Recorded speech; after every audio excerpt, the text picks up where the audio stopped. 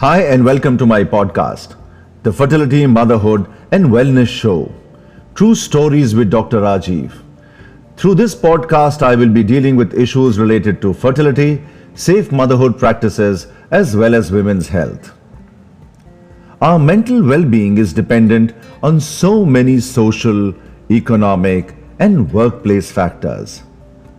If our mind is not at ease, if we are low or depressed for whatever reason, doing any kind of work or getting through the day or living life becomes so difficult.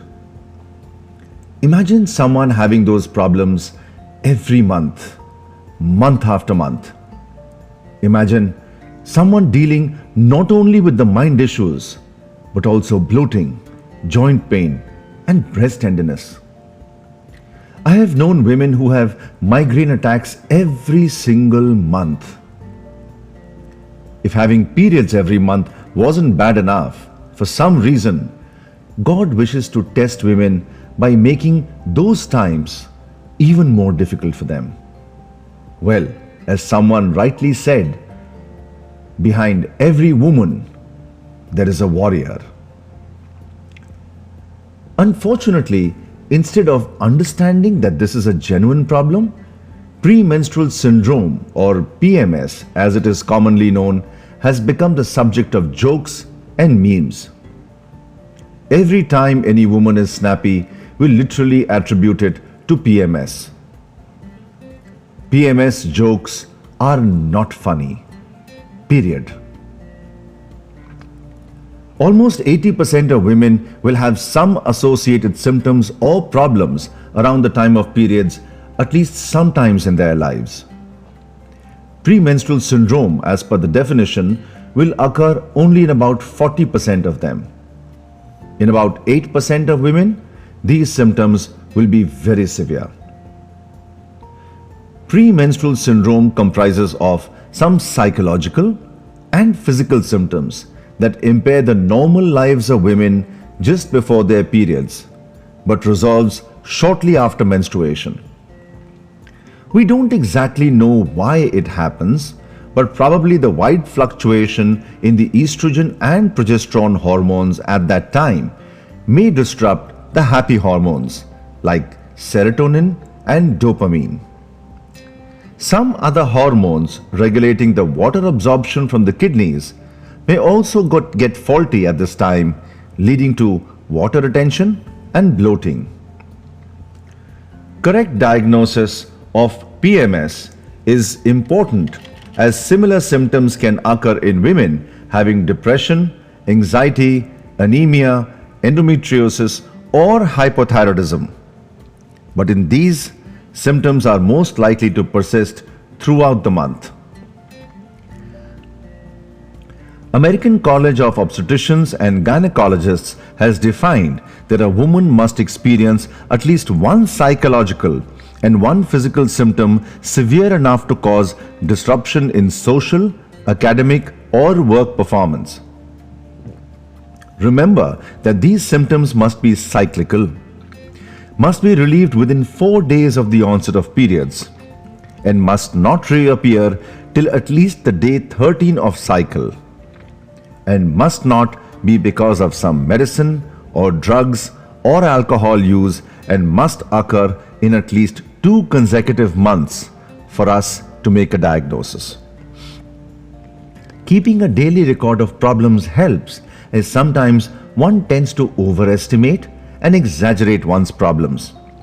Or, from the diary, one understands that the symptoms are erratic and not cyclical.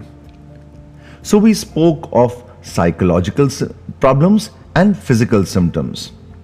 What are the 6 psychological symptoms one must or may face? Angry outburst, anxiety, confusion, depression, irritability, or social withdrawal. The 6 physical symptoms women might face are abdominal bloating, breast tenderness or swelling, headache, joint or muscle pain, swelling of hands and feet, or weight gain. So, who are the women who are more likely to have the problems? Women in their late 20s to mid 40s. Older teens tend to have more severe PMS than younger teens. Women who have gained weight, and those who have had a stressful event in the past year. How do we treat this distressing problem? Reminds me of that song from Sound of Music.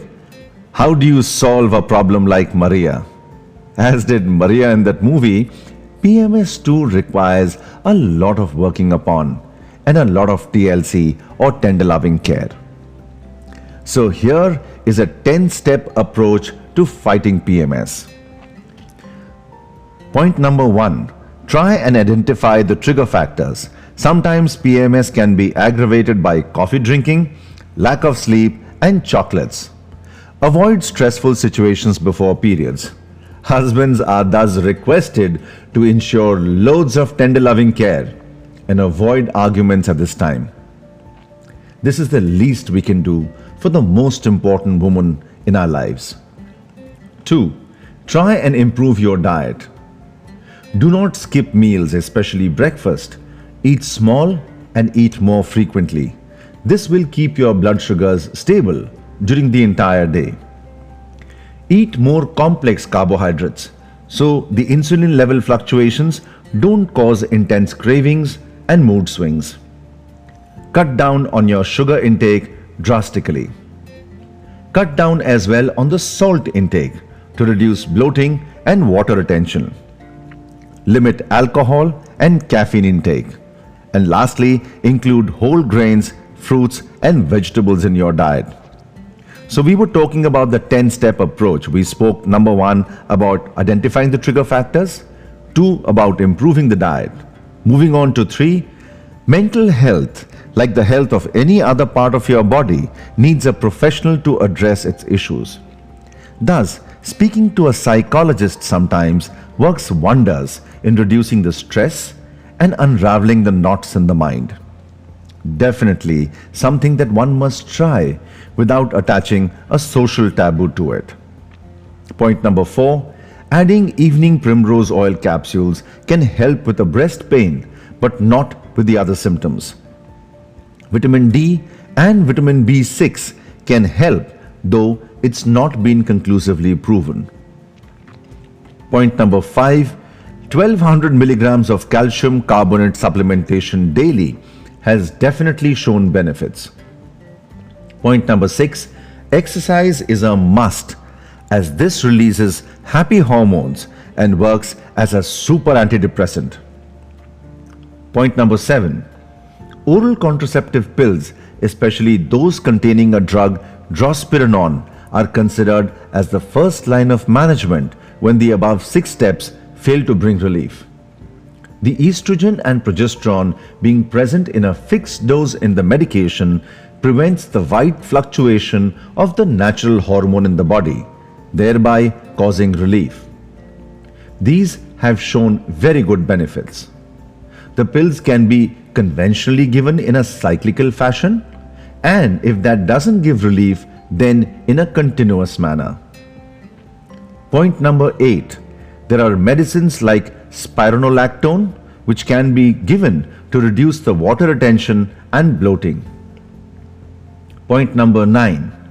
There is a class of medicines which are selective serotonin reuptake inhibitors like sertraline, citalopram and escitalopram, which are considered as second line after oral contraceptives if they fail to act, or as first line in more severe cases, found to be again extremely effective. They can be given regularly or even during the last few days before periods, though the former regime is better. Well, you may wonder why I have been mentioning generic names of medicines to you. The idea is not to confuse you. I want this podcast to be like a ready reckoner for you when you discuss options with your doctor, and that's why I have mentioned names. Point number 10. Lastly, alternative therapy like yoga, acupuncture, herbal medicines have people who swear by it. as well as people who call it useless. I guess if nothing else is working, there would be no harm in trying them out, as they definitely won't harm, even if they don't do any good. Well, friends, so this brings me to the end of this podcast. Believe me, I could go on and on, but I need to start preparing for the next one already. I sincerely hope you enjoyed what I really enjoyed making. Believe me, I put my heart and soul into these podcasts. If you get a chance, do look up my website www.drrajeevagarwal.co.in and the associated blog. I also have a YouTube channel in my name.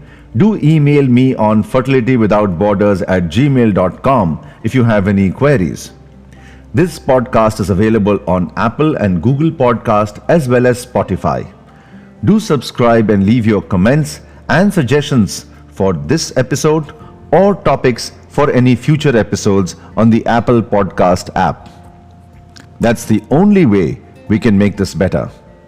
Looking forward to great interactions. Keep listening.